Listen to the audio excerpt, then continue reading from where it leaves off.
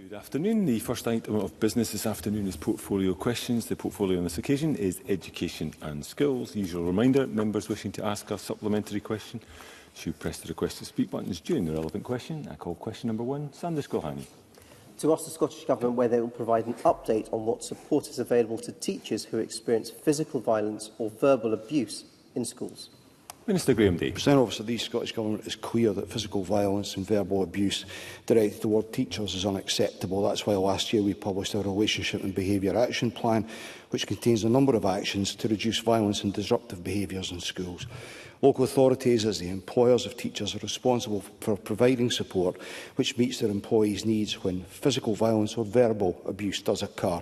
That support available to individual teachers will therefore depend on that local provision. However, since October 2020, the Scottish Government have also invested more than £2 million in national support for the education workforce, including providing free wellbeing coaching for education staff and funding for the Association of Directors of Education in Scotland to consider how best practice and resources could be shared across local authorities. Sanders Gohani.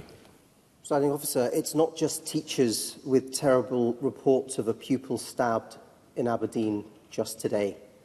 A recent survey shows 83% of NASUWT members have seen increased physical violence and verbal abuse from pupils. In fact, classroom assistants being abused aren't even recorded. The EIS reports 72% of its members feel stressed frequently or all the time, and no wonder with reports of knives in schools. Stress-related absences are soaring, and many teachers are leaving the profession altogether. Those who stay often face insecure teaching contracts, with 94% of teachers surveyed by Scottish Teachers for Permanence knowing a colleague struggling to find a permanent job, and 84% having witnessed high staff turnover. Question. Given this stark evidence, can the Minister explain how exactly the Scottish Government are going to address what is absolutely clearly a crisis in Scottish education? Minister. President Officer, can I begin by saying how utterly concerned I am by the reports of the incident at Hazelhead Academy in Aberdeen this morning, where a 12-year-old girl was being assaulted. Children, like staff, should be at all times to go to school and be safe. And my thoughts are very much with the child concerned, her family, and the staff and the pupils at the school, particularly those who will have witnessed this unacceptable incident. I want to be clear, Presiding Officer, violence in schools is totally unacceptable. We are absolutely clear on that, as I know are the members of Parliament. And indeed, the Cabinet Secretary wrote to Directors of Education to emphasise the need for local action plans to ensure the delivery of the overall strategy that's in place. But I absolutely recognise the concerns shared by members and the trade unions, as Sanders Gohani has referred to. And I could stand here and say that violence in schools is not a Scottish-specific issue, and it isn't. Nevertheless, I recognise when we have seen an incident like we have today, it is very much at the forefront of colleagues' thoughts. All I can say to Sanders Gohani to offer the reassurance that the Cabinet Secretary is very much on the case with this. She has given a commitment to return to Parliament. I think with the agreement of the Bureau, that will be in the first part of May, to update Parliament and to provide another opportunity for Parliament to explore the issue of behaviour and violence in schools. Question 2, Alexander Burnett. Thank you, President. To ask the Scottish Government how it is ensuring access to early learning and childcare for families in rural areas in light of reports of recent nursery closures. Minister Natalie Dawn-Innes. Access to high-quality, accessible and affordable early learning and childcare is vital for our rural communities, and that's why the Scottish Government funds local authorities to deliver 1140 hours of ELC to all eligible children, backed by around £1 billion funding each year. Councils are responsible for ensuring that local provision meets families' needs and for decisions relating to their ELC estate. In addition, the Scottish Government is supporting projects to improve childcare provision in rural communities through the Addressing Depopulation Action Plan, our childcare early adopter communities and the Programme for Scotland's Childminding Future. There are currently 4 nurseries being mothballed in Aberdeenshire, like Tully Nestle last year, which was expected to be full. Now, parents report that closures are being pursued despite these nurseries being at nearly 80% capacity, which goes against national guidance. Families now face longer journeys, higher childcare costs and, for some, a need to reduce working hours. Minister, losing a nursery in a rural area isn't just a childcare issue, it's a death knell for local communities. So can she confirm the legislation and existing guidance covers nurseries, And how is the Scottish Government supporting councils to maintain provision and ensure rural communities and families are protected? Minister. The Scottish Government absolutely recognises the vital role that rural schools and nurseries play in sustaining local communities, and I would remind the member that responsibility for decisions about local provision rests with local councils. Any closure, temporary or permanent, should be considered in consultation with local people. Now, we're currently reviewing guidance on mothballing to provide greater clarity on when it's an appropriate action to take, and this will ensure that local decisions are based on effective engagement with the community and better reflect the needs of rural families and help maintain access to early learning in these communities.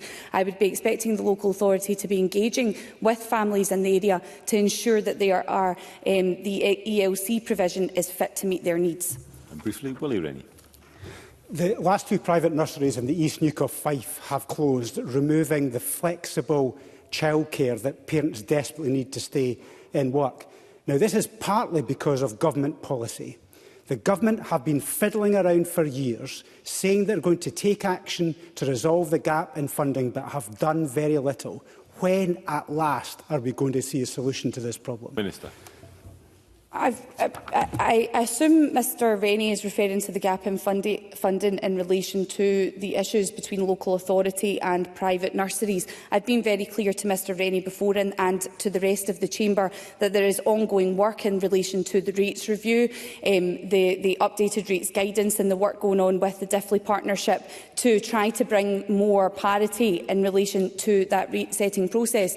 There are also a number of other areas that we have taken action to support private providers, such as relief in rates. And as I've said before to Mr Rennie, I'm more than happy to pick up discussions with him on other actions we're taking to help providers. Question 3, Maurice Golden. Thank you, Deputy Presiding Officer. To ask the Scottish Government what discussions the Education Secretary has had with ministerial colleagues regarding what action is being taken to reduce vaping in schools. Minister Natalie Dawn-Innes. We remain very concerned about the proportion of young people using vaping products. The Behaviour in Scottish Schools research identified vaping as an emerging concern, and we are working with Education Scotland, public and third sector partners to support work on substance use education in line with our tobacco and vaping framework to create a tobacco-free generation by 2034. An awareness-raising campaign on the health impacts of vaping and risks of nicotine addiction was rolled out to schools in November 23 and reissued in November 24, supporting learning around health and well-being. Maurice Golden.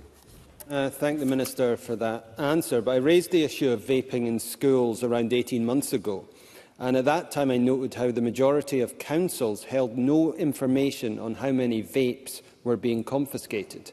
It has been reported to me that certain schools now have vaping toilets designated by the pupils. Can the Minister provide an update on whether schools and local authorities are now consistently monitoring vaping amongst pupils?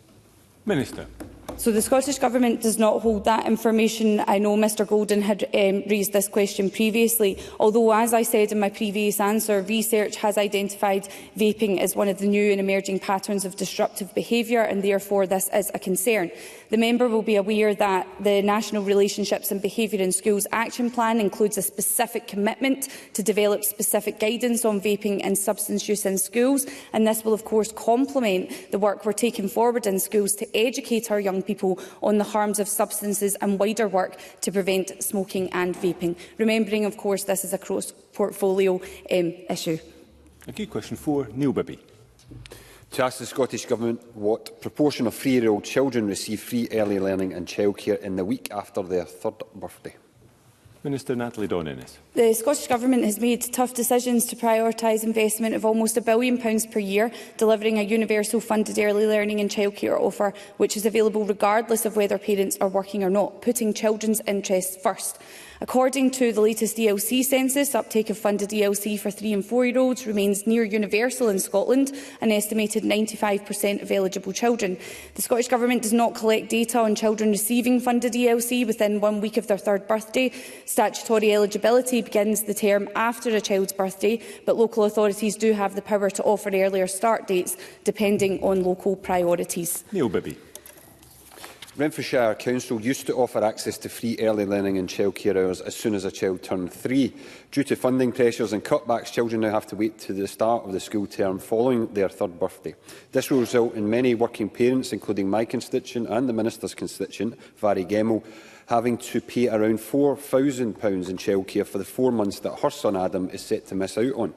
Given the Scottish Government have stated they encourage local councils to offer free childcare hours from as soon as a child turns 3, would the Minister join me in encouraging her colleagues in Renfrewshire Council to reverse their childcare cuts? And would she also encourage the Finance Secretary to ensure local councils are properly funded so this postcode lottery can be ended? Minister.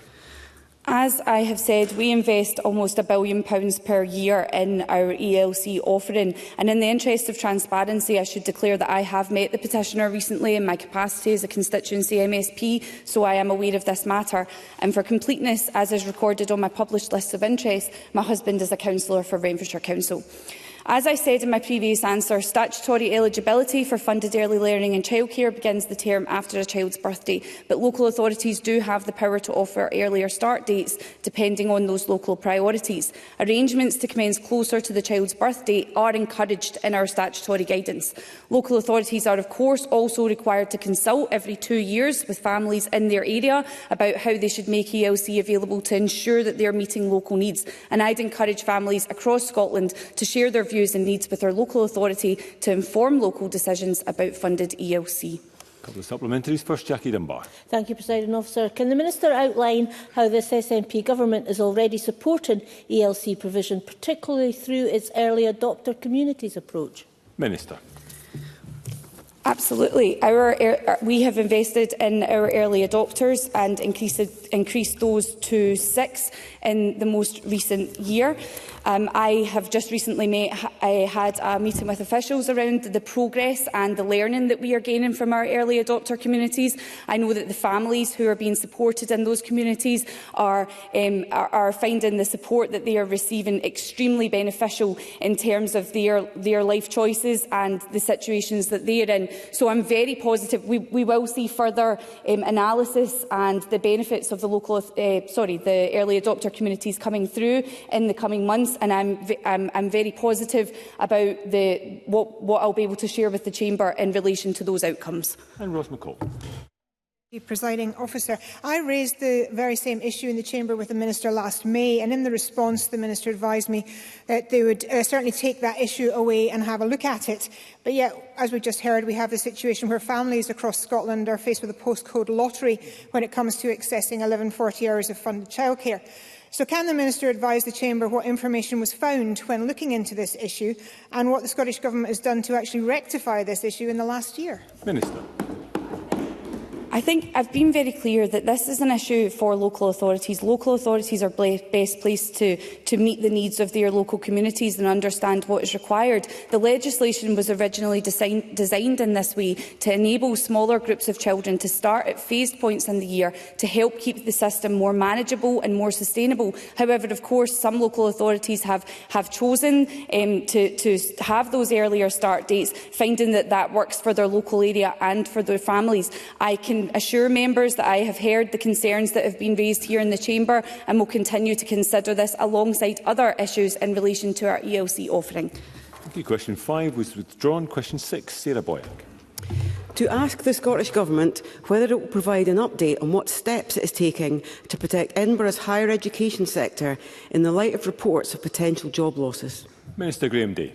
The Scottish Government is aware of broader financial pressures impacting on the university sector, including the impact of the UK Government's migration policies on international student recruitment and the increase to employer national insurance contributions, which is estimated will cost Scottish universities over £48 million, including those in the City of Edinburgh. While universities are autonomous institutions with responsibility for their own strategic and operational decision-making, the Government and Scottish Funding Council will continue to engage closely with the sector and offer appropriate support to universities as they develop their plans to address financial challenges. In line with our Fair Work principles, I expect universities to engage meaningfully with staff on the potential impact of their plans. My clear expectation is that universities work with staff to make every effort to protect jobs and avoid compulsory redundancies, which should only be considered as a last resort after all other cost-saving measures have been fully explored. Vera Boyack. Can I ask the Minister what specific initiatives the Scottish Government is developing to deliver a sustainable higher education model? Because right across the country, staff are worried about their jobs. There are major concerns about the future of our higher education system, which provides world-leading research, first-class education and vital jobs, particularly in Edinburgh and the Lothians, because they don't just need meetings, they need action, and staff are worried because voluntary redundancies are already happening. Minister. Indeed, Presiding Officer, but it's a bit rich from Sarah Boyack to stand there and talk about the challenges and the impacts on our universities. If we want to talk about action, perhaps she can persuade her colleagues at Westminster to do something about the impact of ENICs. Well, she sits and shakes her head. £48 million stripped out from our universities on the basis. Well, you cannot. Ms Boyack cannot escape the truth. That is the reality of what has happened on her government's watch.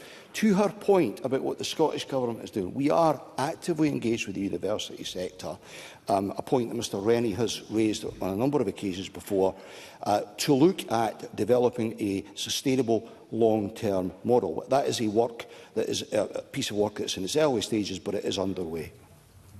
A number of supplementaries, try to get them all in. Then be reasonably brief. Miles Briggs. Thank you, Deputy Presiding Officer. As the Minister has accepted, there is growing concern around the financial sustainability of the higher education sector as a whole. Given the Funding Council's role in monitoring the financial health of the sector, can the Minister advise why the publication of the Scottish Funding Council's annual report on the financial sustainability of the higher education sector is delayed from January this year, and can he advise when it will be published? Officer, I have to admit I am not aware of the reason why it has been delayed, and I will write back to Miles Briggs as soon as possible with an answer on that. And Willie Rennie. I do find that astonishing that the Minister for Higher Education doesn't know when a key report about the financial sustainability of not just Edinburgh but all universities in Scotland does not know that, first of all, it's been delayed and when it's going to be published. I mean, this is astonishing. There is a crisis going on in our universities. He should know. And if he doesn't, he should come back next week and tell us exactly what the financial sustainability is across the sector, because he's letting them down otherwise. Minister. Presiding Officer, the SFC has been doing substantial work, not just in relation to that report, but at a more urgent pace around the financial sustainability of the sector in light of events at Dundee. It has been very actively engaged in mapping out the situation across the universities. And sitting alongside that is something I alluded to a moment ago about the work that is underway, early stages, but underway between the Government and the university sector. There's further meetings to follow in the next few weeks around what a more sustainable long-term future model might look like. That will take time to develop, I accept that, but we are absolutely alive to the challenges that are being faced by our university sector, although I have to reiterate, many of the challenges that are being faced by our universities are not within the control of the Scottish Government, be that ENICs, be that the migration policies that have so decimated the international student numbers. And briefly, Stephen Kerr.